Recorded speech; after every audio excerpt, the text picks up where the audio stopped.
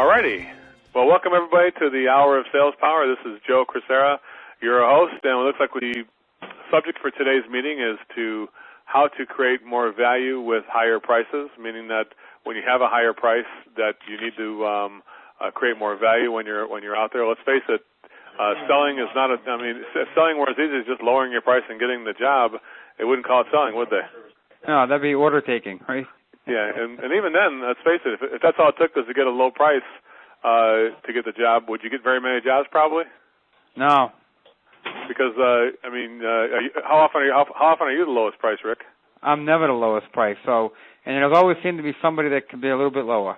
I'm sure. And so if you were the lowest, even if your boss gave you the agreement to say, yeah, go ahead and lower your price as low as you could get it, there's no guarantee that's going to get it done. Matter of fact, I think that might be the thing that would lose you jobs, wouldn't it? Probably. Exactly, because there's no value to the job. If it's so cheap, they're going to think that's so cheap. There's got to be something wrong with it. Yeah, and on top of it, what kind of belief can you have in your product and your service if you're always going cheap on things? If you're trying to sell things for a cheaper price, well then the laws of nature tell us that when things are cheaper priced, there's got to be something missing, right? Right, something's going to be taken out somewhere. You can't provide the same quality and service if you get a cheap price. Right. So today we're going to talk a little bit about how we can how can we possibly take a price that is the price, whatever price it is, and we can leverage this price to be more valuable, to make the price sound more valuable. Now, what are some key elements, Rick? Do you want to? I got some ideas of my own, and of course, they're just ideas that I have, rolling around my brain. But does anybody else have? Do you have any ideas, Rick, of anything that you could share with us that that add value to before you give your price? Anything you can think of? Well, yeah. I think it even starts from the introduction. Even before I show them my first price, I tell them, my first option for you here isn't a Cadillac. It's not the Cadillac. It's really the Rolls Royce or the Bentley of heating and air conditioning system. So this is kind of the very best. So even right from the introduction of going into my presentation, I prepare them right away that this is going to be expensive.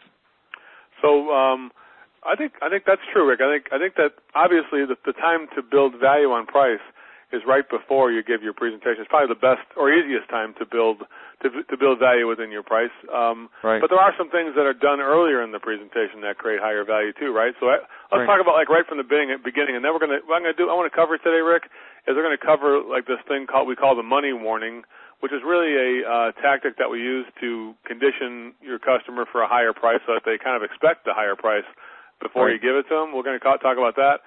But let's go ahead and reel it back a little bit and talk about the first parts of the calls and how these also communicate that your company is probably going to have a higher price to the customer. Because let's face it, when you walk into the best hotel in downtown Providence, Rhode Island, where you're from, Rick, there's got to be some kind of indication that this hotel probably costs a lot for each night, right? Right, exactly.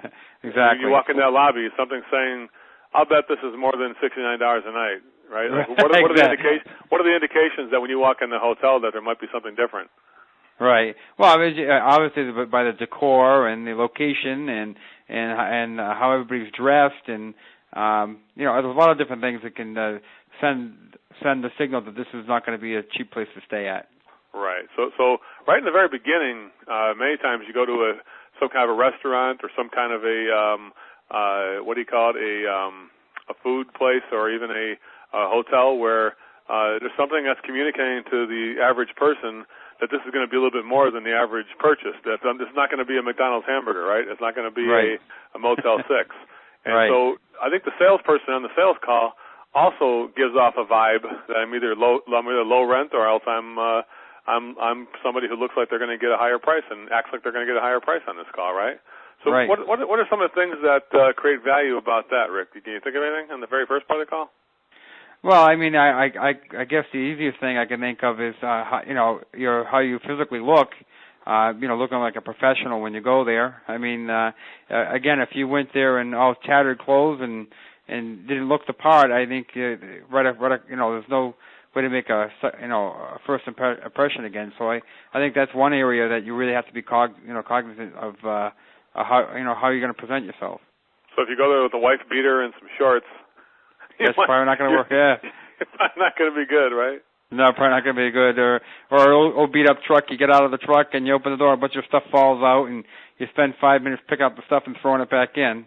That's probably not going to send the kind of signal you're looking to send. Okay, so there's a definite way you look. I mean, let's face it, looking too good probably doesn't work in your advantage. Looking too bad doesn't work in your advantage. Exactly, You've got to find just the right look, right? So something which says I'm professional but doesn't obviously create issues with customers that this is overcharging, right? Yeah. Why is this guy wearing an Armani suit, for instance? Like exactly. You walk in looking like Phil Jackson with an Armani suit, or Pat Riley with an Armani suit. You might not be received very well. So that might not be good. And wearing the wife beater and shorts wouldn't be good. That's true too. Right. So right. Now let's take it to the next step. Let's look at it from beyond that. Now we're talking to the customer. What is it about the language and whatnot that you do that either creates value or loses value, do you think, right there? It makes people think this is going to cost a lot or it's not going to cost a lot. Anything on the beginning part of it? Well, I mean, I just think it's how you communicate with the customer. First of all, finding out what their need is. I mean, you go into the call and you're really you're trying to find out what your services that you need, and by asking them certain questions, you can find out, and they'll disclose to you, and they'll find out that you're really listening to what they have to say. So when you listen and just be quiet and listen what's going on, so what inspired you to call us out here today, and the language you use, and creating scarcity in the first part. Like, are you sure this is a good time to do this call? Maybe we should reschedule if it's not a good time for you. If you're not going to decide, then we don't have to do the call today. So you start taking things away from people, maybe creating scarcity at the very first part at the door when somebody's saying, we're just kind of thinking about getting an air conditioning unit. Remember you told me when you were busy?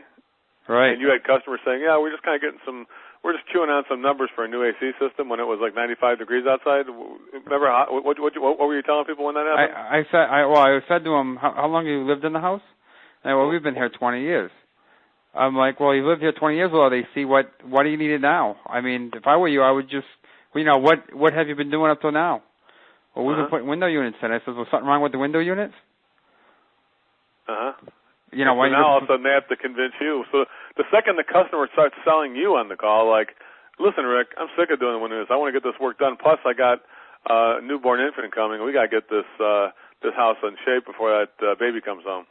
Right. Now all of a sudden, has that elevated the aspect of what I'm willing to do or what I'm willing to pay? Has the price maybe gone up a little bit, figuratively speaking? Absolutely. So from that standpoint. Right. And I'll give you another example. I called you up on Saturday about a call that I had, and the lady had given me a commitment to make a decision, and she said to me, well, this is an awful lot of money. She said, I think, maybe I should get other prices. And I said to her, what's this maybe stuff? I mean, if you feel that way, you should definitely get other prices.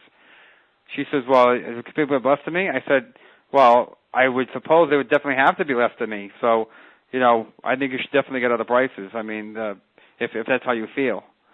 Well, when you're going to be able to get the work done? I said, well, it doesn't really matter if you're not comfortable with the price. If you don't feel that our company is worth what I've shown you, and that that we're going to provide you the best service and product, you should really call somebody else and get another price. Yeah, but I want it done. You said you could do it Monday. I'm like, well, don't pressure me here. you said you want to get another price. We got time, so you're going to get prices, yeah. Yeah, you're starting to really make me feel pressured, So by me starting to take it away and not say, oh, you don't need other prices, by me telling her, well, if that's how she feels, she should do it, it created more value for what I was offering because I wasn't trying to talk her into it now. Yeah, she's like, this guy must be solid in what he's offering since you're not desperate to tell her not to get prices. Because a lot of salespeople say, now, why would you want to get prices? That doesn't make sense. Right. Right?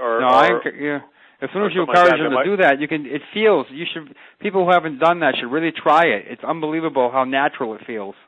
Yeah. Just to say, because whenever you try to sell something, you can tell you're doing something wrong. By me telling this customer doesn't have to get other prices, it feels wrong. Right. Because what you're doing is you're telling them they're wrong. So the only thing you can do is agree with them and say, well, if that's how you feel, you really should get other prices. Let me ask you, what are you hoping to find when you get these other prices? Well, I'm sure there'll be someone that can do this for less money. I said, absolutely, someone will do it. That's true. Absolutely, someone will do it for less money. So you don't have to. Then you can get into a little bit of like, well, do you think you're going to get the same thing, or what do you think about that? You know what I mean? Right. well, I don't think they're going to be here Monday. So you help them to discover it yourself, but also you're producing more value to them because of just how you're making yourself more scarce.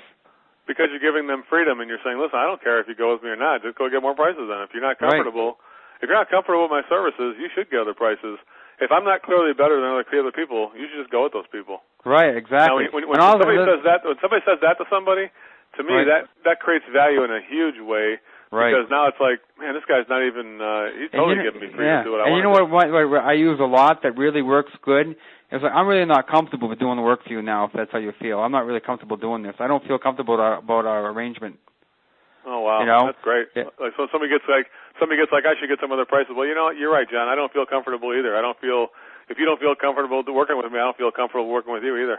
Right. And what do you say that for? Probably, right? Right, and then what happens is now they're trying to make me comfortable. No, Rick. I think you're going to do a good job for us. Believe me, I think they start trying to pull you back in, right? And I said, well, just a minute ago I said you want to get other prices. What's changed? Oh, I was being foolish. I really want to get this done. All right, what should I do now? So that does create value. I mean, I think that when you get the customer actually pulling you toward the sale, I think that's a huge part of it. When somebody says, we got to get a bunch of other prices, just so you know, we're going to get 5 other prices. And I'd say, yeah, you should definitely get them. I mean, if all you're looking for is the cheapest system, you should definitely just keep shopping until you find the cheapest price. But can I ask you a question? Why is the cheapest way best? I mean, is that how you feel that you're going to buy the system? That's okay, I guess. But and if you're going to look for the cheapest price, you should definitely find something else beside us because we're not going to be the cheapest one. Right. You can even tell people that, right? Right. I do that all the time. And I tell them, people don't call Gem Plumbing because we're the cheapest. Oh, no. So if that's what you're looking for, then we're not for you. Yeah, that's good. That's huge. Right. And so now let's talk about the second part where you eliminate the competition to some degree. If you can get them talking about the competition just by saying, so how's it going? How are the estimates going for you? I'm sure it sounds like you got some really good people who came here, and you got some people who are really on the ball. Do you ever do stuff like that and talk about the competition? All the time. What I want to get them to do is talk about the competition and talk about us. So first I say, so let me ask you, I'm always trying to improve in my communication with my customers and my service to my customer. What did you like about those other guys? If you don't mind sharing with me, is that all right? What did you like about those guys that came here? Uh-huh. And 90% of the time it's negative, because if it was really positive, they would have already purchased from them.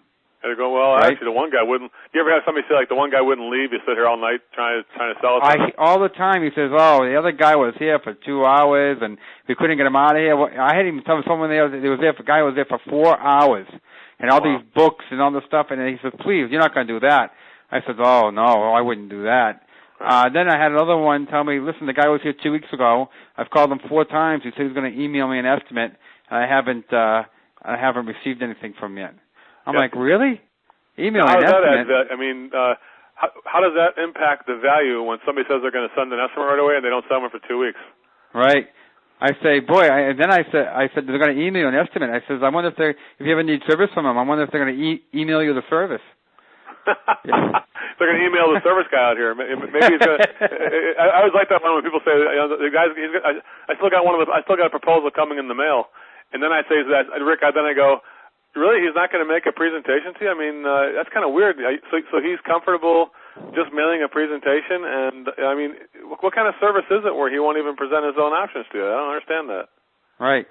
Isn't that weird? So, yeah. I'll tell you one thing. I know in particular in the Boston area, there's a lot of companies who mail proposals to people. Right. To me, that is like it's like the death sentence on your sales. For me, as far as I'm concerned, that's a good way to kill. That's a good way to kill your sales, as far as I'm concerned.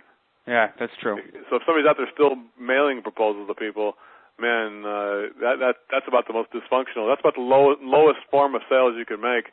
Right. You won't even make your own presentation in person. Right. It's almost like going to a restaurant. Almost like going to a restaurant and having them mail you the meal. Oh my God. I mean, that's not good service. I mean, the good service is delivering it. Make sure you like it. Make sure that everything's cooked the right temperature, and that's what service is all about. Yeah. I mean, if you order something, the waitress took an order and said, "All right, it's in the kitchen. Come pick it up." That's not service. And it's the same thing with our agreements with our customers. You know, there's all kinds of other reasons not to do it as far as, you know, proprietary information, that type of thing. But most of all, it's just about not good quality service. Right. That is funny, isn't it? Is that I don't think a lot of people realize how little value there is. That those people who mail proposals like that have more or less just given up to say it's all price. People only buy on price. It's very dysfunctional. They don't realize how dysfunctional they are.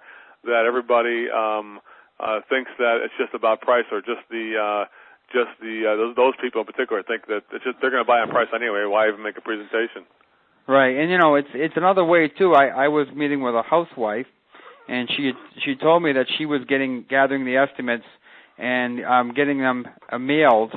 And I said to her, if I ask you a question, you know, doesn't it make you feel a little pressured to have to get all these and then try to explain them to your husband? Uh-huh. Oh, she says, I hate that. I says, I really hate doing this because they talk about this other kind of stuff, and then I got to explain it to him. I have no idea. Right. I'm like, well, you know, I would be more than willing, if this is okay with you, if it would help you out, I'd be happy to come back any night or weekend or anytime your husband's around. And you know what? Because I think it would be malpractice for me to expect you to explain my products and services to your husband. That wouldn't be fair to you. That's right. Oh, you would do that? I said, well, would you help me? Well, you know, what's your husband looking for? You're going to help me out here? Oh, yes, I'll help you out. I'll call him right now. That's awesome. So I ended up getting the job with her help. I mean, she helped me, told me what he was looking for. Yeah, because everybody else is saying, go ahead and do it. Basically, what I was saying that one, Rick, I said, well, hang on for a second, Karen. I mean, the other guys are making you do a do-it-yourself presentation, and you have to do your own presentation to yourself? Right. That doesn't make sense. I mean, even worse to her husband. I mean, you know, so you're going to make. Let me ask you a question, Karen. Are you going to get a commission when you sell the job to your husband for these guys? Right. So I always say, wait a second. Are you going to get? Are those guys going to give you at least a commission for selling the job, like 8% or something like that? Right. Exactly. And they're like, no, I'm not even getting a commission. Wow, that's terrible. Right. You know, so don't you think that's part of it too? Is that how functional you are relative to other people? Other people are out there, you know, leaving proposals behind. Go ahead and talk to your husband. You make the presentation to your husband. I won't make. You know, you go ahead and make your own presentation. I don't want to make the presentation. You make it. Pretty much that's the impression people get. You know, let's face it, guys. If you are letting your customer do their own presentation, you get whatever sale you get what you deserve, which is nothing. Right. You won't get any jobs like that. That's terrible. Right. Then if you do that, you deserve to be only chosen by price because you haven't provided any service. You're not. You're really not worth any more than that because you haven't provided any exceptional service. And so to kind of start the ball rolling on that, you say, hey, you know, so it sounds like you had some great people out here. I mean, hey, if you were me, what could you learn from? What can I learn from those guys? I'm just kind of learning about sales. Of course, they don't realize that you're learning at the point of about $6 million a year or $25,000 a day. They don't realize that. Right. We don't got to tell them that. We can just tell them that you're learning because you are learning sales still, right, Rick? Oh, you know, the only way I think that you can truly be proficient is always to gather more information on how you can be better. It's the only way you're ever going to move forward. And but the funny thing is, when you do ask that question, most of the time, what the customer says is, "Oh, I don't think you could learn anything from them." You know what I mean? Every once in a while, someone will say something, I really liked he did this or he did that. You know what I mean? I really liked he measured every window or he did this or he did that. And I'll make sure I'll do those things. But most of the time... Get your measuring tape out, right? Yeah, exactly. You know, but most of the time you find out how dysfunctional the rest of your competition really is. Yeah, that's funny, isn't it? Now, it's amazing you can find that information out so easily because people just love to confide in people who are asking about the system itself or the process. Basically, you're asking about the process itself, and that's why people reveal it. Everybody else is asking about equipment or SCER and BTUs. You're just asking about, you know, so how are you finding it to buy this stuff? Is it easy? Or how's it going so far? Is it is the industry treating it good? And for the most part, they're going to say no, they're not treating it good at all. How are you enjoying the process? Are you enjoying this process? Oh, it's like pulling teeth. If I can enjoy pulling teeth, enjoyment is not the word that comes to mind. Exactly. So, however easy you can make the process, however easy you make the presentation seem, and the fact that you're willing to make the presentation yourself and not let your customer make their own presentation, then that is a perception that you have another more high value. You're willing to make. The fact that you're willing to make 2 trips out there, Rick, that makes it more valuable too. You're not pressuring people. You don't got to decide today. Let's just decide a different day when you're ready to make a purchase. You don't have to, you don't got to make a decision today. Let me just come back a different day. But what I won't do, though, is you won't leave behind your presentation, right, Rick? Right. Exactly right. If you leave behind a presentation, you're leaving behind proprietary company information. So if people don't want to decide, that's fine. I won't make a presentation then today. Right. So I think being functional. What communication about the value of your services does just being functional mean? Meaning that if you're dysfunctional, it means something like, here's my presentation. You say, can I keep the presentation and think it over? You go, oh, yeah, of course, go ahead. And that's very dysfunctional. Even every customer knows that's dysfunctional because now you're saying, here's your free information, free engineering, and free everything, and let me go ahead and figure it out. How could you work for – and you've already established the value of your time, haven't you? If you spend 2 hours an hour and then you're giving away the information for free – that must not be worth much. Establish what the value of your time is, doesn't it? Right. I tell you a quick story about perception of value. I had a friend of mine. He's an old guy, and he's the type of guy he'd go to the dump and come back with more stuff than he went to the dump with. Right? But what he did, he had some old tires out in the front of the house that he was a bunch of stuff he was trying to get rid of, and he put out there free, take whatever you want. Uh-huh. And it sat there, and it sat there, and it sat there. And his name is Mr. Munjo. I said, Mr. Munjo, that stuff's been out there forever. He says, yeah, I really can't get rid of it, but I got an idea. So he went out there with a marker, and he started putting $10 on the tire, and he put $7 on something else and something else. Well, over the next week, people came by and they stole it. I'll just take the tires. I'm going to steal this guy's $10 tires, huh? Right, That's because funny. he put a price on it. It felt it was worth something. And now it's got value, so now I got to steal the tires. Right. Everybody come by and see it, no one be around, and they stole all the stuff, and they got rid of it. That's funny. Because it was a perceived value, and the value was whatever he put on it. Yeah, that's funny. Like, hey, Rick, let me ask you a question. Like, when, you told me many times that, I just want to go back to you learning about sales and the whole thing where you say, hey, I'm just kind of learning about sales. What can I learn from those people? Right. You told me many times that you come to this show and you even though you're doing well already, you come here to the show. And what's the reason you say at the end of the show? You usually call me about 5 minutes after and go, you know what? What do you usually tell me at the end of the show? Maybe 5 minutes after you call me.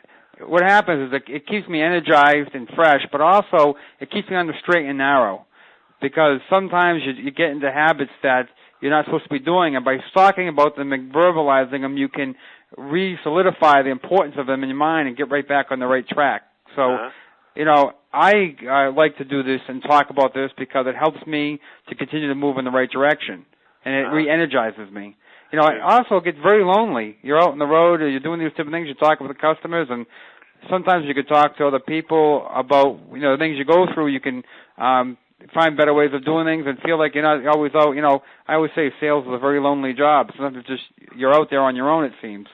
So it's good to, talk to the people and become re-energized. Yeah, and then you're learning too. Right. Through Absolutely. the process, you're always learning more. Even a guy like you who sells what you sell, still. And the funny thing is that I'll try and talk to a guy who's selling like $700,000 a year, Rick.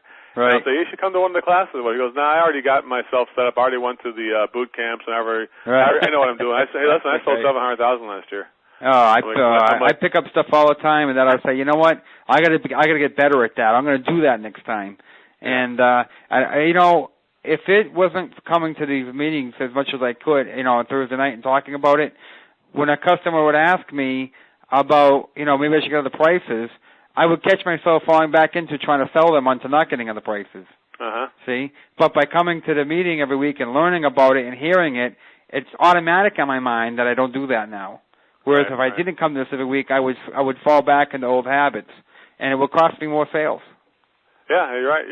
Ultimately, it would cost you more. Right. Let's talk a little bit about now. So just dealing with your comparison of your functionality versus the competition, that's a big issue. Let's talk about the money warning and the thing where we kind of condition customers for the price. So once you get your presentation together, then there's the issue about right before the presentation, we do a little magic on people, and that magic is to kind of warn people at the first option. I got to tell you right now. So here's what I was doing. I'm going to break this down for everybody. And Rick, you might even I might even develop a little more specific behavior at this point that maybe even you can benefit from, because it might help you get more solid in this area too. I'm sure you're doing. It sounds like you're doing great already, but I don't think $25,000 a day working 6 days a week, that's a lot to do. But But still, 30,000 would be better. 30,000, you never know. It might be even better. Just close that one more deal a week, you might get to 30,000 a week a day. Right. But I think that this is key now. This money warning area, where basically it does two things. It kind of saves you. It kind of makes you feel more comfortable that I'm going to create a high price for somebody, and I want to make sure everybody's comfortable when I show the price. Right. And it's really not fair for me to reveal a high price to them without warning them first. Yeah, you have to give them a soft landing. You have to say, right. Let me go ahead and make let me go ahead and put some padding down here, so when you see these prices, when you fall over, you don't hit your head. Right. More or less, you don't hurt yourself when you see this first option. And so there's basically two different parts to it, and actually three different parts to it, three different phases of this part of it. The first thing I always like to do, Rick, and I'm not sure about you, Fred, I always go, you know what, John? I looked the system over, and I got to tell you something. Although I know you're thinking about replacing it, and I tell you it's good you are, because I really don't like what I'm seeing right now with the system, and it's really got some major issues with it. But don't worry, I got some options for you. So the first thing I do is just that. I just say, you know what, I don't like what I'm seeing. I've got some major issues here, but don't worry, I've got some solutions for you. So just hang in there with me, okay? And then I go deeper. I say, now here's what I'm finding. Now I'm getting specific. I say, we have a restriction in the air distribution intake system. You basically got a 60% restriction. Your capacity is 100% capacity. You're only getting 40% of the air, heating and air that you're paying for. So we have a restriction there. Secondly, this is about the most inefficient system that money could buy that you have in there right now. This is built in 1950s, and this furnace is extremely old and very inefficient. It's about half the efficiency of a new system. So the air distribution system and the equipment and the air conditioning system, very inefficient. Plus, I'm finding also that there's many holes in the ductwork that's leaking the air you're paying for, whatever you are paying for, into the air. And it's really kind of not very eco-friendly, and it's also just wasting money. But don't worry, I got some options for you. So basically now I get specifically into it like I just did there, and then I say, but don't worry, I got some options for you. Then I go into phase three, which is now I describe the presentation. I go, well, the first option you're not going to like a lot. It's going to be, this is a platinum premium way of doing this thing, kind of like the Rolls-Royce way of going about this system. This is only for the people who usually want the finest, so you're probably not going to want this one. But do me a favor, I got a cheaper one. I got cheaper ones at the bottom. Just take a look at those, and you're probably going to find something you like down there for a little bit less money. Okay. Either way. Now we're in the last part. This is kind of like phase 4. Don't shoot the messenger when you hear what I have to say. Just look at all the options and just take a look at them and see what you think. And that's pretty much the money warning. Now, let's look at how that creates value. When a guy like Rick, who looks like a real professional, comes in the house, he's getting along with the customer, and all of a sudden he gets into this phase. Rick, does this draw more attention to your presentation and make your presentation seem more important, do you think? Absolutely, because they're interested now. And it's like, I have something behind the curtain over here. I'm going to show it to you in a minute. You ready to see it? Uh-huh. So what you're doing is you're creating an what's that word? Anticipation. I can't say that word tonight. Anticipation. Anticipation. That's it. So that they really want to. Yeah, anticipation. I don't know why I couldn't say that. I had to hear you say it first. That's like my dad can't say the word chimney. He says chimney. Yeah, I can usually say that. I think I might need to drink of water. But what you want to do is now they're really interested in what you have to show, and now they're like, all right, show it to me. I want to see this. I want to see it. I'm going to see it. Right. Plus, if a professional like you is concerned about the price, right? If they see a guy like Rick come in with all this stuff, his good-looking, he's got his shirt on and his laptop and all the stuff he's doing there. He looks like a real professional. And even you're concerned about the price? Right. They're like, man, if this guy is worried about the price, imagine what this is going to cost. This is going to be like more. I'll bet this is like $40,000. So basically, what you're doing is that through your own concern and your own dissonance about, man, I'm just almost afraid to show this to you, Ken, because you kept saying that you're interested in a low price. I tell you right now, you're going to freak when you see the first one. It's going to be extremely not low price. It's going to be a high investment because it is the finest. I can tell you, you probably might like it, but you're probably not going to like it when you see the price. So do me a favor, just hang in there for the whole presentation and see what you think. Now, for that, what that does is it kind of draws people in. It makes a compelling case that this is going to be a good option. It's premium, but it's so good that you wouldn't like it. Plus, doesn't it challenge people sometimes, Rick? Right, because you can almost see them sometimes. Like, What? What do you mean I won't like it? Like you don't think I can afford it, or you know what I mean, or more, or you don't think I'm worth it? You know what I mean? And then people are like, I'll show this guy. I'm going to buy it. Yeah, I'll show this guy. I'll buy it just to show him I'm worth it. Just to show. Sometimes I actually sell a job like that just because people want to prove to me that they can't afford it and that I do want the best. I'm not right. you don't know me, Rick. You don't know me very well. I do like the best. Right. And so sometimes that does do it. And let me tell you something. How many people are actually doing that before they give a presentation thing? Most people, just like I said, they're literally mailing it in, or they're just going to sit there and bore the customer. I'll tell you what, most presentations I see amount to salespeople reading literature, talking about SCERs and BTUs and, the R410A. They start talking about all the technical things. Right. Basically, you're reading to the customer like a little baby.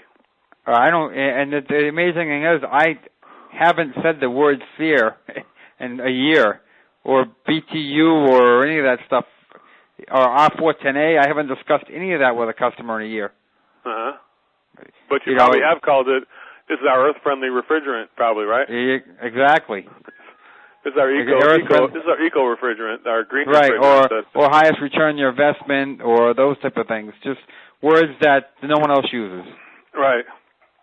That's great. So that to me, that thing where you warn people with the money, and then of course you say, well, how about the thing where do you make people take a guess, Rick? Or are you still doing that? Yeah, sometimes I do it. I kind of feel it out with the customer. Some people are into guessing. Sometimes it depends on how it's going with the customer. I'll say, listen, I've already got it, because I use a PowerPoint, so I get down to the line where I'm about ready to show the price. So that's when I say, all right, so you've seen all this. Give me a guess. What do you think it's going to cost? And they'll say, oh, I don't want to guess. Well, I'm not showing to you until you guess. You know what I mean? It depends on how your rapport with the customer and the type of customer they are. Yeah. And sometimes I say, oh, I left you off the, or I'll do this on them. How much did you pay for your last car? Oh, I paid, $20,000? yeah, $20,000. All right, double it. So I'll get them to guess it without them, I'll work it out of them a little bit. You know what I mean? Yeah, 40,000. I'm like, to me, the guessing part is pretty critical. That if you say, go ahead and take a guess what it is, I don't want to guess. And then I just say, well, what did you pay for your last car? $20,000. Then double it. $40,000. So now let's say you come in at $17,000. Let's say your price is $17,000. Right. And they're like, oh my God, $40,000, and then you come in at $17,000. I'm just kidding. It's only $17,000. I'm just kidding. Here's $17,000. Come on, you're easy. Come on, it's just a furnace and AC. What are you doing? Right. Exactly. And there's another really good when you do that. The thing I really like about that is you get that feeling of agreement. Yeah. You say to them, see, I told you it was expensive. Yeah, you were right. You know what I mean? So now me and the customer had our first something that we agree upon. Yeah. So it doesn't become, even though it's a high price, it doesn't become a negative issue. It becomes something that we almost chuckle about. Yeah, it's like, see, didn't I tell you it was expensive? And then sometimes what does the customer say when they're going, well, Rick, that's actually not a bad value, right? You ever hear people say that to you? Oh, sometimes, there's different kinds of customers. Some customers like, oh my God, you were right, and then you get agreement with them. And then you get the other customers who says, oh, well, that's not there. That's about what I was thinking. I get that all the time, Oh yeah, that's about what I thought it was going to be for a new system. Wow. Yeah. That's pretty unbelievable, isn't it? It is, and that was a big eye-opening for me, because what I learned was what I thought a system was worth and what the customer thought the system was worth were vastly different. And I always assumed the customer thought it was worth less than I thought. And what I found was the majority of customers thought the system was worth more than I did. So the only thing that was double and sometimes even triple. So what I learned was the only thing that was keeping me from selling things higher was my own preconceived notions of value. Yeah. Yeah, I remember when I first met you, you said, we're already $500 higher than the competition. 500 to 1,000, right. Right. I said you should be twice. I said you shouldn't be 500. You should be like 2,500 more. Right. And we really are now. And that's very true. It should be 25,000 sometimes more. Right. Right. So, sometimes I had one. I was $10,000 higher. Everybody else was $6,000 to $7,000. I was $17,000, and the guy bought it for me. And he called my boss and told him, "Listen, I want you to know I spent $10,000 more to go with you." Yeah. It's not a bad thing when a customer calls your owner of the company and tells them that. Yeah. Yeah. And because the customer has their budget, and then by the way we do your system, Joe, by giving all these different options, the customer reveals their budget. Yeah. Yeah, they don't have to ask about the budget. It's already being found because you're going to give them all these options, and those options they're going to find their place in those numbers. If your top number is 25,000, your bottom number is 6,500, they're going to find their place and tell you about what they think that they can do. Right, and so what I feel is I really don't feel like I ever leave any money on the table except for one event. When they buy the best from me is the only time I feel like I might have left a little money on the table. Yeah, how about when they buy the best one, they buy it real quick? Doesn't that get you mad? Right. That's what happens. Like my first one's 20. I told you I had one that was 35,000. And went all the way down to 10,000, and I showed him the $35,000 one. This was one of my first presentations I did using your system, and the guy bought the $35,000 system from me. It was like that's the one I want, just like that. So, with his, maybe I didn't find the budget. Maybe his budget was higher than I expected. But most of the time, I feel like I'm not leaving any money on the table because the customer is revealing their budget to me by the one they pick. Yeah, that's true. That's true. And also the spread, doesn't the spread in the price also indicate something, Rick? I mean, if you have something that's 25,000, then you have something that's 5,000 at the bottom. Doesn't the 5,000 seem a hell of a lot cheaper now compared to 25,000? Yeah, it's all contrasting. So once I show them something for 17,000 and I get down to 10,000, the 10,000 doesn't seem so bad. But if I show them the 10,000 first, it would seem terrible. They think that's nuts. They think that's crazy. So you might as well get, if you're getting crazy, you might as well get real crazy. Right.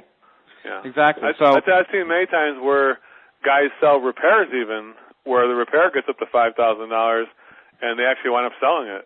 Like I've seen people selling repairs now for what you used to sell replacements for, right, Rick? True. Yep. That all of a sudden you'll see a $4,000 repair, and they were having a hard time getting $4,000 for a replacement, for a condensing replacement, something like that, right? Yeah, it's true. Right, exactly. And because the same principles apply there. If you start at 4,000 and bring it down to 500 for repairs, the same principle applies, meaning that they call the principle of contrast, where when you start with one option, it just freaks people out, and then let them have a soft landing by bringing them down to 500. The 500 seems like a heck of a lot less money, and then people are more comfortable with that $500 where they never would have been comfortable before. Right, and it even does more than that, because when your bottom price is what everybody else's price is, now it makes all your competition look like they're cheap, or cheap quality, or they don't have the capability of offering the people the best. Right. So you really, by the way you do your presentation, you're really knocking the competition right out of the picture, because now the customer doesn't want to go cheap. And the only way they could go with anybody else is to get the cheap, and that's not what they want. You're right. Hey, Rick, I'm going to go ahead and see if we can open the lines up. I guess that's about it for that part. I think, so basically, every single part of what we do in our system, to some degree, creates a higher price expectation. So when the customer, it kind of ramps them into makes them feel comfortable with the price so that they're not, like, shocked. I mean, I do get some people who hear about the system, Rick, or who come to some of the stuff and they don't quite get it. Maybe they're missing something. I say about the overwhelming majority, 99%, everybody seems like they're fine. Every now and then we get somebody who says something like, well, what if the customer wants to compare, like, your number versus everybody else's numbers? So what do you do in that situation where somebody really, they're dead set on getting more specific information, like they really want to hear about the SCER and the BTUs? You must run into that where people want to hear, like, the engineering data. You ever get that stuff? Because other guys have trained them how to do it? Right. What I do is I just question the situation why they feel that's important. And if you keep on questioning them on why they want to know that, why they feel that's important, a lot of times they'll really, you really want to at that point get them focused back on what makes important. It's not the BTUs. Anybody can sell a box. I tell them all the time. Anybody, that's such a small part of it. The BTUs isn't really where it's at. What's at is the services that the company's going to provide you, and the quality that we're going to provide. So if you really want to just buy a box, you can buy that from anybody. You don't really need us. Right. Right? That's funny. And so then what do they say? Something like that. Well, service is important to me. I want to make sure that I get somebody here to make sure this is going to be stand behind their product. Right. I'm glad you feel that way, because that's how I feel when I buy something. It's really the service, right, that I'm looking for. And so, so now what should I do? Yeah, let's go ahead and just do this one here. Right. And you know another important thing about the system that is so good that I enjoy is I get to do what's right for the customer. I'm selling the customer nicer equipment. I'm selling them stuff that they're going to be happier with than that other junk that was offered by everybody else. Yeah. So it's not like they're just paying a higher price. They're paying a higher price, but they're getting so much more. They're getting better services. I can afford to give them really good service. I can afford to give them 24-hour, 7-day-a-week service. I can afford to come for the next 10 years and maintain their equipment, change all their filters, and not charge them anything for it.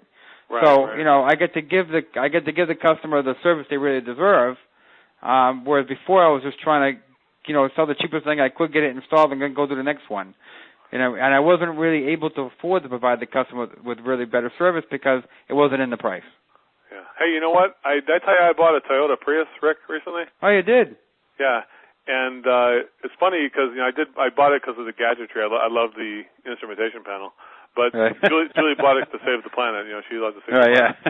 Yeah. But bottom line is this. Here's an interesting fact: is that the greatest fear that people have of buying a car like that, like a hybrid car, is the breakdown. If something happens, they can't imagine Johnny Mechanic fixing some kind of a hybrid elite car with computer control and all this stuff.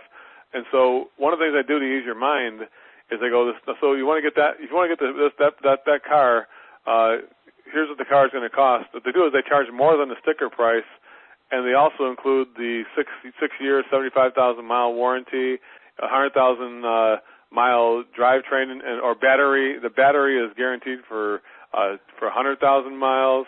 And all the things, and then they also threw in my case, gave me, 3 years of oil changes and maintenance. So bring it in every, 3 times a year to bring it in to get this thing fixed, get this thing maintained too, right? Right. It was interesting how they did that, how they positioned everything at the top, and then they also had these. So if I had asked.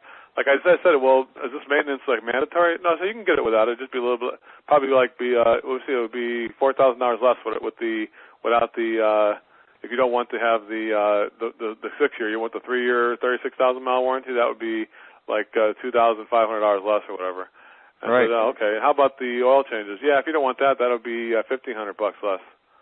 I'm like, okay, no, I want that. I do want it. So basically they kind of defeat you before you start by giving you all the stuff on the top options. So remember the old school auto dealerships when you bought a car, then you go get the financing manager and he would try and sell you more stuff after you bought it? You see that under chassis treatment stuff they spray on there and the fabric guard and the extra warranty. Of course, I said no to all that crap because I felt like they were trying to screw me. Yeah, you already bought. Once you make the decision, you don't want to. Obviously, so they changed their strategy to say, you know what, let's just offer that stuff like Joe Crisara and Rick Picard do, just offer it up front. Of course, I went with the whole thing because what am I going to do? I'm going to spend money. To me, I think the car is cheap anyway to start with. It's like $30,000. So I'm like, yeah, what the hell? Just go ahead and throw it in. I'm not. You have a worry-free warranty. Exactly. I don't have to worry about this. Okay, cool. And so, so that was a neat thing. It even included towing. They had a premium thing where they had towing and they call it gap insurance, where in case your insurance doesn't cover something, they would give you a new car, things like that. They're all included. So it's pretty cool stuff that I really like what they did, which is they basically did the whole thing where they made it all inclusive on the top end, and then they made me ask them to lower it if I wanted less. Right. Which I never did ask them. I just said, yeah. Right, because you don't want to, because you deserve it. You work hard and you want the best. You don't want to go cheap on yourself. Exactly. I'm saying, well, what am I saving here? A few $100. Just go ahead and let's get the whole damn thing. And so that's so isn't that what we do? That we present the top option only, and then we kind of make customers ask us about the other ones. Well, what about the third one, Rick? And then of course I don't give any other presentations other than the top one, right, Rick? I say, well, John, that's a good option. What do you like about it? And I make him present it. Right. Because I'm done presenting. After the first option, we're done presenting, aren't we, Rick? Right. So you do the first one. Everyone, if the customer asks about anything else, we say, well, what do you like about that one, John? Right. And make him present his own options. Because that's one, if you're going to pay less, you should make your own presentation on those. That's what I always say. I like that. That's funny, huh? All right, good. Let's go ahead and open up the lines to our guests and see what we have here. I'm going to go ahead and see what we got. If anybody's on the line and you're in a very noisy area, please quiet your phones, and we're going to open the phone lines. Here we go. All right, how's everybody doing out there? Good. This is Gary Bailey in Elmira. Hello? Hi, Joe. It's Gary Bailey in Elmira. Hi, Gary. How are you doing today? Great. You know, one of the things that as I was listening to you guys talk, I always think of these questions that I got to ask you guys, and then what usually happens if I listen, the questions I had get answered without me even asking if I listen every week. It didn't happen, did it? Yeah, absolutely, yeah. It did? Oh, damn it. I thought we were going to have a question for me. Well, actually, I have a situation or a thing I want to try out on a customer. We're always I emailed you about guys coming in asking for literature and things like that. And one of the things that I wanted to try out on customers was say keep asking about brand and stuff like that, and say, well, geez, if you were considering building your dream home, what would be more important, finding the best carpenter in town, or finding out, if the lumber you was going to use was John's Manville or something like that. That's really a good that's a good analogy. It's like, I'm going to use that one. When you build your house, let's say you're going to build a deck, would the brand name of the wood be as important as the carpenter who's doing the work? I like that. That's really good. And then if you accept that you want to find the best carpenter who is better able to decide which lumber is the best to use there, the best carpenter in town that you just chose, or yourself, Oh, that's even better. Yeah, then exactly. Yeah. So you kind of I like where he's going with that. Yeah, you kind of two-stage him. You go, so the carpenter, and then who should select the wood? The carpenter, who's really the best guy, or just you the homeowner? Who would know better? Right. That's a couple of things I want to run by you to see. I felt like it would be right to me to say something like that to somebody, but I just wanted to throw it out. I like that. I think we should keep working and practicing on that. The way I like your two stages there, because you're kind of triangulating people, which is a good way to do things. You're asking one question, then asking a second question, which equals the answer. Right. Exactly. Yeah. That's always the the best answer way is to obvious. go. Whenever you're doing things, that's always the best way to do it. I call it triangulating, where let me ask you one question, let me ask a second question, which equals the answer to the third question too. Right. Yeah. That's great. That's great, Gary. Thanks for contributing. That might be worth the whole price of the admission right there. That's awesome. Price of admission. Yeah. It's I guess the teleseminar is worth what you pay for. Well, right. It is. Of course, you guys do pay for this one because this is members only. So actually, you are paying for it. So good for you. Well, it might be. Hopefully, that makes it worth the month's membership right there. That's a great contribution, Gary. I appreciate that. That's awesome. Yeah, well, that's why I wanted to find out what you thought of that, and I felt it was. I don't see how anybody could answer any different than that. If you're going to build your dream home, you want the best carpenter. You're not going to go looking for John's Manville lumber. No, you don't get the wood. The wood is and then wouldn't the best carpenter know what the best wood is, or would? I mean, right. He works with it all the time. Who would know better? Yeah, made sense to me. I'm going to have to call that one my own there, Joe. I'll be telling all the guys at work I came up with that. You steal that one, yes. I'm stealing that one. That's a great one. We're really recording like it, Rick. Gary's going to have copyright to that one. Oh no, Gary, you might be able to write a book just on that one thing right there. I'll have to send him a check. Rick, every time you say it, just say Gary Bailey every time you say it. I would say, as my friend Gary Bailey said. Yeah. Then I do my thing there. All right. Good job, Gary. Thanks for contributing. Thank you. Good. Did you get your answer on the thing with the guy stopping by? That's pretty good. That's a pretty good way to handle it right there. If you did that one. Yeah. Well, like I say, I had other questions, but as I was listening, they kind of got answered. So. Good. I mean, whether or not you hear me or talk to me every week, I'm usually here. I'm with you. I know. You guys are. There's a lot of people who are here every week, and I appreciate everybody's participation. Hey, there's got to be a lot better things to do to hang out with Joe Crisara on a Thursday night at, what time is it out there? 9 o'clock, almost 9 o'clock, going on 9 o'clock right now. Right. So yeah. I appreciate all you guys on the East Coast. For me, I still got to go out and have some dinner yet, so it's still early for me. I still have a whole evening yet ahead of me. But you guys, I really appreciate how hard you do work and how, you know what, it really tells me what everybody else says about it's all BS when somebody says, we're too busy, we can't we can't go to any kind of school or education. And to me, it's like, how could you not try and learn more? That's what I think. I think if I'm still learning something, I know Rick is learning something. Hey, every time I do one of these calls, I learn something big every time, and I just learned something right there, Gary. That's a good one. Thank you. Yeah. How about anybody else? Anybody else have anything they want to discuss while they're here? We got about 5-10 more minutes. Anything else you hear that you wanted any questions answered, or any comments on what we said tonight? Go ahead. Or if you want to put them on the website on that form that you want to send it that way, you can do it that way if you'd like. I want to say a shout out to all of our friends from Oregon Heating out there. We've got Craig and the rest of his crew out there. Craig, I hope these guys are listening and you're getting these guys to do something out there. Now we have a Ken Kalki from Rochester, New York. He says, "What are you selling? $17,000 to $65,000 plumbing or HVAC?" Well, Ken, Rick, you're just selling? You just sell HVAC, right? Correct, just HVAC, right? You just sell HVAC systems. You don't do any kind of plumbing repair or that type of stuff. No. No. So you're selling about, and the average right now per day is. I figured if you're about three. You just hit $3.5 million recently. Yes.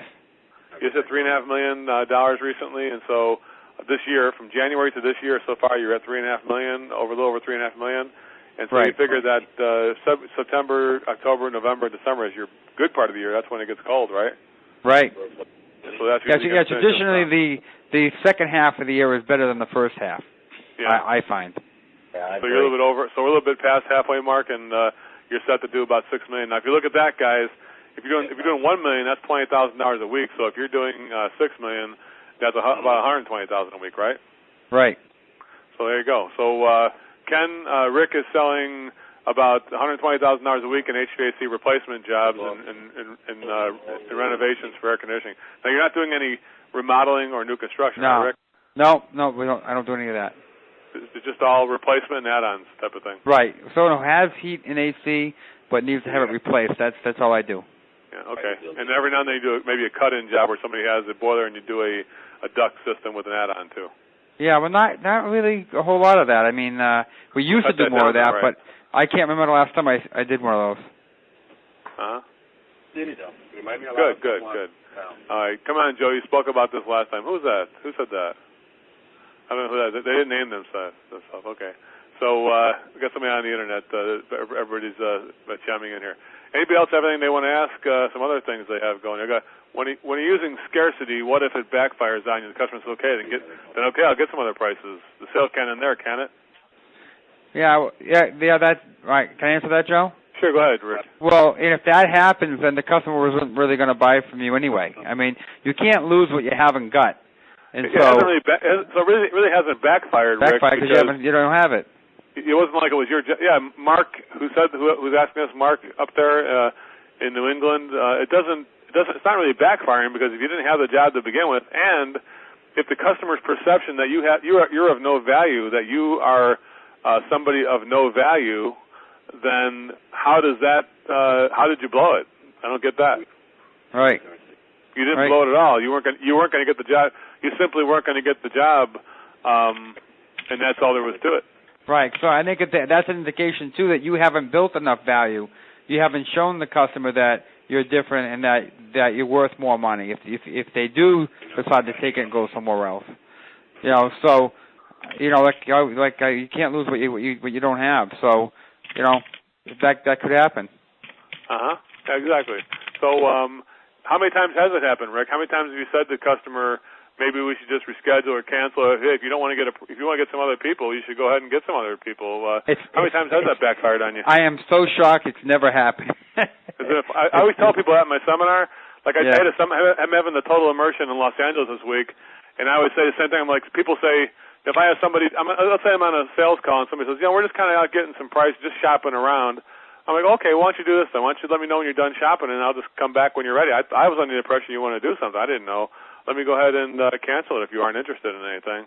I thought you were going to put an air conditioning unit in. It's just our mistake. It must be our mistake. And Of course they go, wait, no, don't go. Don't reschedule. I want to get some options here. I want to see what you got going. Okay, because why do you think you need AC, John? Well, because we've gone 20 years without it. My wife doesn't even like it. Yeah, if she doesn't like it, then why don't we just forget it then? I don't understand why you'd even like AC then. That doesn't make sense. Did you ever have somebody say they don't like AC, do you, Rick? Yes. Yeah, I've had people tell me they don't like AC. I can't wait when it used to turn me off when it happened. Now I just can't wait when it happens. I just love when it happens now. Right. Yeah. Usually it's the husband or wife who doesn't like it, right? No. Here's what it is. I get all the time. Oh, I don't really like AC, but my wife wants it. That's what I get all the time. Yeah. So, and then when you say, well, then why do you even? I'll tell you what. If you don't like it, why? This isn't going to be very popular. I'm not going to be a very popular guy if only half of the people here like me. Exactly. So why don't we just go ahead and?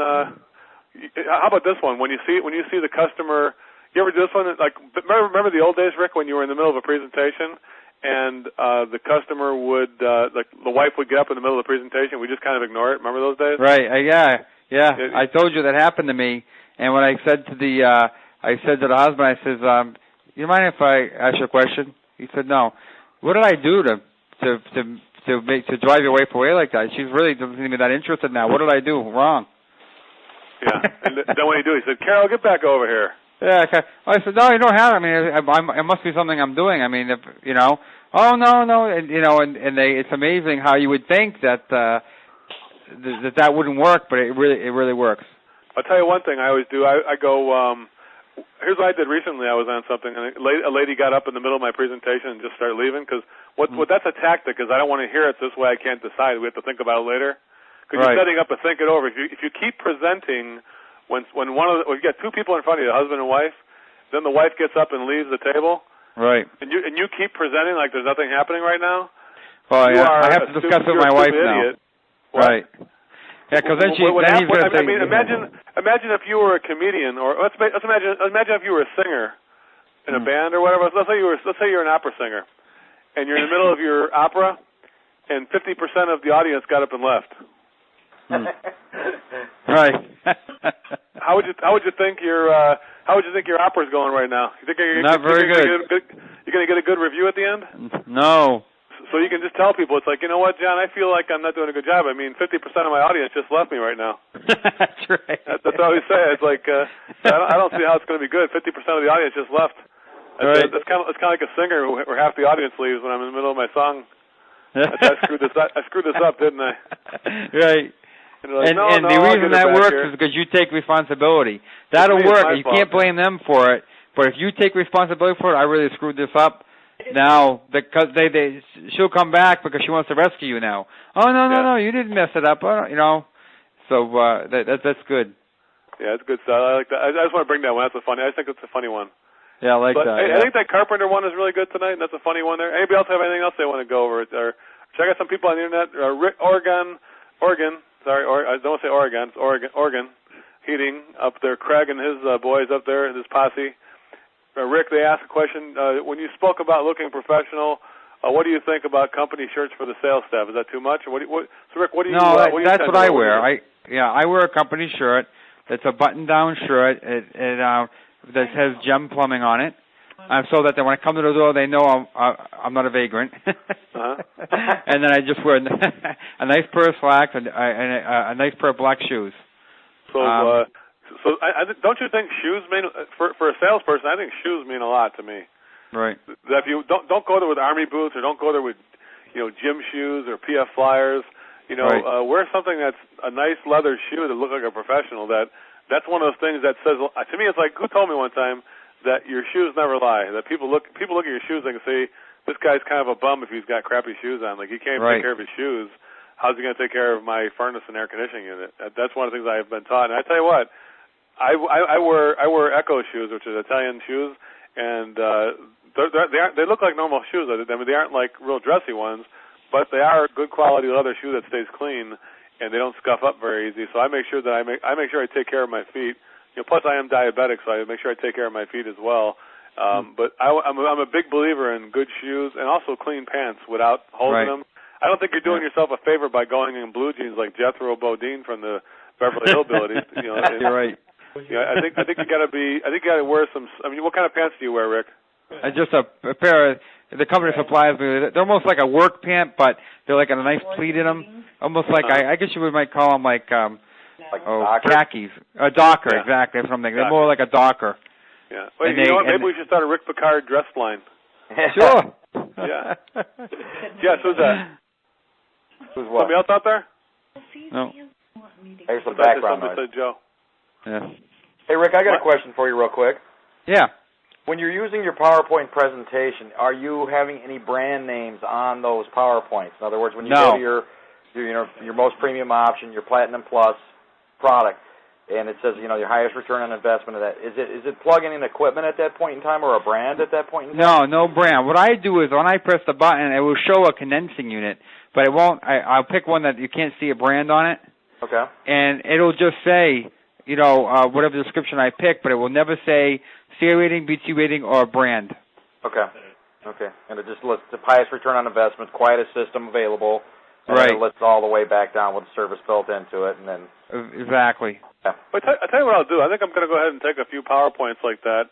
I'm going to go ahead and post them on the site with that type of thing, so everybody can see what we're doing on that, because that is key. I think that's if you're going to use PowerPoint for a presentation format, which you can do, but just make it simple so it doesn't have a lot of different language, right, Rick? You just make it very simple and very primary. Because all you do is you step in it when you put brands. Because when you start talking brands and BTUs and C rating, all you're doing is now putting yourself on the same level as all your competition, and you're clouding the issue.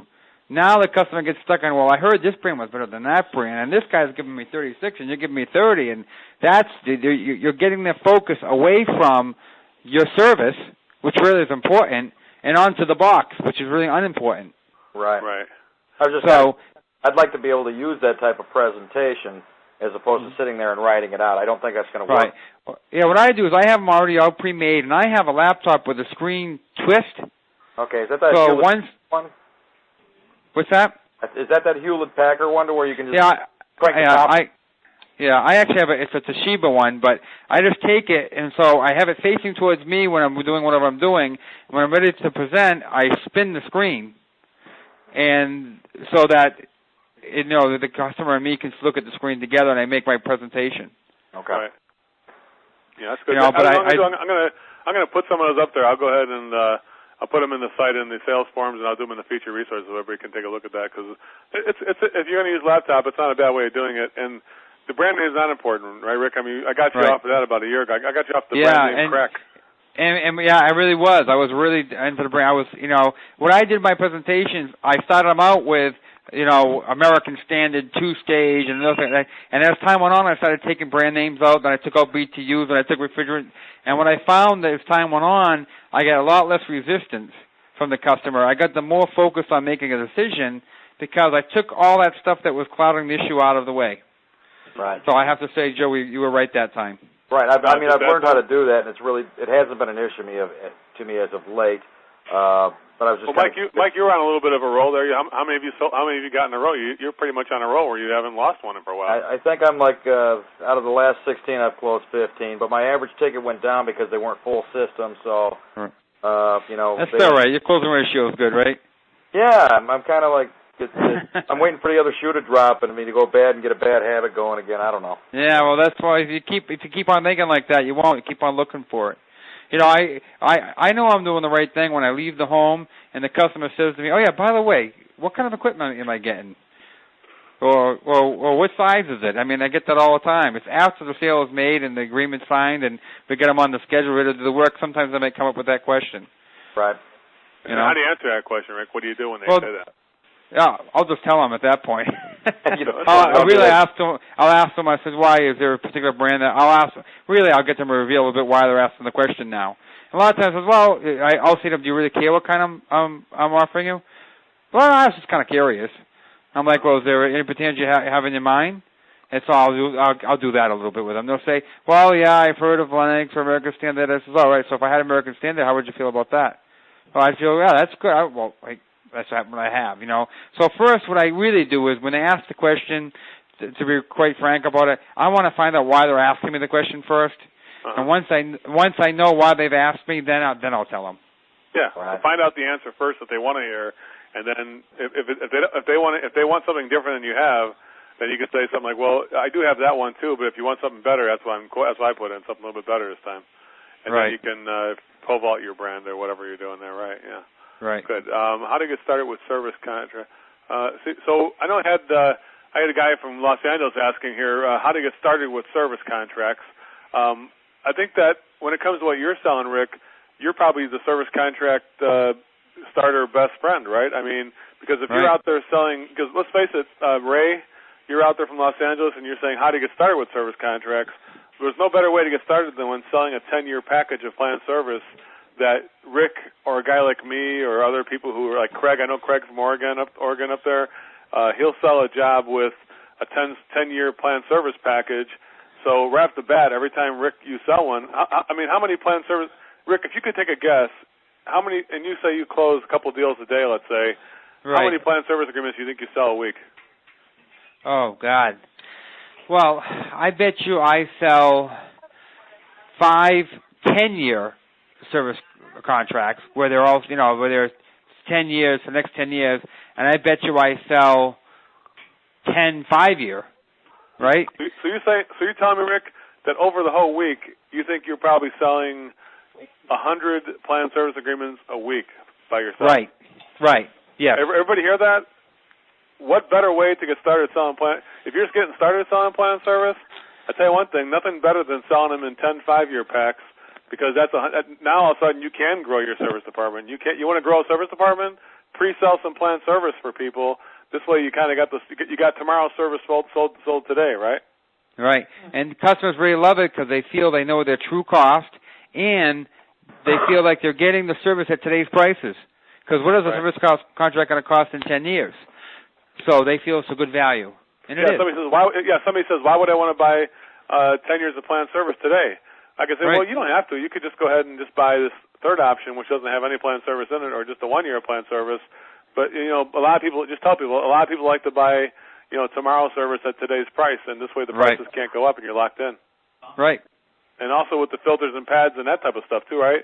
You can pre-sell. So whatever you're charging for filters and pads, if you're let's say you're selling Space Guard filters for like $87 a year or whatever, well then you can just sell them right now. Sell it sell it right now for $870 and drop ship them on the job. Is what you sold. That's what I do. So when we install it, I bring 10 additional filters and I leave them there. Yeah. I mean, otherwise you're going to put the burden on your service department to have to sell a new pad every year. Plus, they're going to if you have UV bulbs, right, Rick? If you do a UV light thing, well, then you're going to have to put the burden on the service guys to keep selling new bulbs every year, as opposed to you just restoring them back to 100% strength. It's really not fair to. Is it really fair to a customer? You know, one of the biggest malpractice things I see, Rick. I know. Before you even say it, as a customer feels like every time they see one of your people, they're trying to sell them something. Yeah, it's malpractice to spend $25,000 with you and then try and sell you something, right? Right. Just sell me something now and I'm done with it. There's no more selling me anything, right? Unless there's something new that comes out, then I'm set to go. Right. And so like when Ken from Rochester asks, "What are you selling?" Well, you're not just selling equipment. You're selling equipment, air quality systems, duct sealing, duct cleaning, things that are just 10 years of service, 10 years of filters, 10 years of bulbs. So this way, it's all been pre-sold for the next 10 years. You don't have to.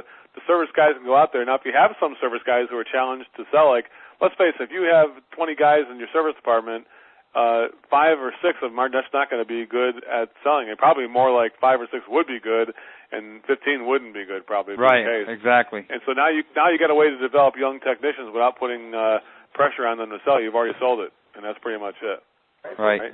So. To me, that's a good way to get started. So, Ray, I hope that answers your question. And if it doesn't, you can always email us later on. And thanks for dropping by and giving us that note on the Internet webcast. Anybody else who wants to ask a question right now or make a comment? I know, is Rodney Coop out there? Rodney? Yeah, I'm here, Joe. Are you? So, are you doing better, I hope?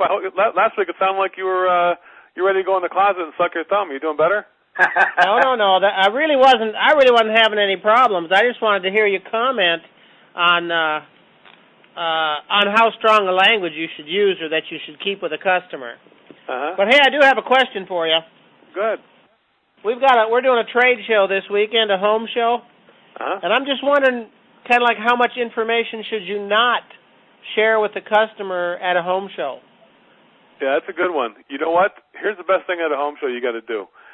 If you're going to go to a home show, try to avoid being the normal traditional thing, which is just kind of standing around handing out the cards and getting sore feet, right? That's what normally happens, right? Yeah. Right. The best thing you can do is to take a lesson from these guys who sell the ladders at the home show. You ever see those guys?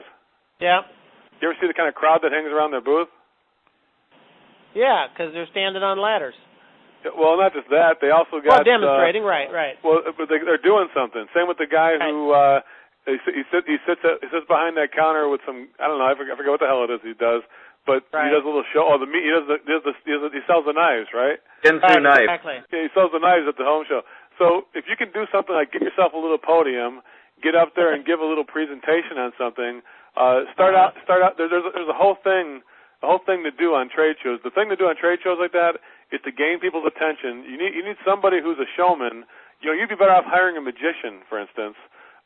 Bring him to your booth and have him do some card tricks. Draw a crowd in while you can now give it. Now we're going to give it. And this trick is just like the magic that you get with our air quality system, where it removes dust and dirt. You know what I'm saying there? Yeah. That would be much more involving and much more fun. Well, I tell you right now, when you go to a home show, I've seen people who make it real fun. They hire an entertainer. If they either entertain themselves by one of the best things I did was learn how to do that card trick where I make people do guess the cards and the whole thing like that. I say, now that's just like the magic. See your sales, just like there, it goes up, it disappeared, and that's just like your objections are going to disappear when you use this system. And so it works. And so you got to. So think about how you can create a connection based on entertaining people, because that's what people go there for, is to entertain themselves, and then create a connection between that entertainment and whatever you're trying to do, and that'll be and then you got people's attention to talk about the stuff. You can't just go up there and blather on, though. You have to have something that breaks the pattern, draws people in, makes it fun, and then talk about your product. Now, Joe, do you think home shows are worth doing? If you do it right, it's worth doing. But if you do it wrong, like stand around and get sore feet, you might as well just forget it. Right. You know what I'm saying there? If you go there and do it right, you can really you got to break the pattern, make it fun, get people in there, have a point to whatever kind of trick you're doing, whatever kind of entertainment you're doing. That entertainment's got to tie in to you right into a presentation, so you can give yourself a 10-minute presentation on air quality or on whatever it is. And this is just like the air quality. This makes the dust go away in your home. See, it's disappeared. Ooh, everybody's gathered around. Ooh, they clap. Yay. And this is just like the air quality system that we have and how it makes the dust in your home disappear. Let's explain how we do that. You just keep going and see who hangs out, you know. And you, all of a sudden, because you're more capturing attention, that's what I would say, Rodney. Does that answer your question? Yeah. I'll send you a picture after we do it. You'll be pretty impressed. We got some great ideas going. Good. I'm glad. I like to hear it. That sounds great. Okay, anybody else? We're going to wrap it up. It's time to go. Anything else? All right, guys. Hey, Rick, thanks for stopping by this week. You're like Johnny Carson. You're on vacation for 2 weeks. Right. So I'm like Ed McMahon. I got to fill in for you. I'm leaving tomorrow. Gone for 2 weeks. Woohoo! I'll let you go. Have a good one, guys. Thanks. Bye-bye. Bye-bye. Bye-bye. The moderator has disconnected. The call will now end.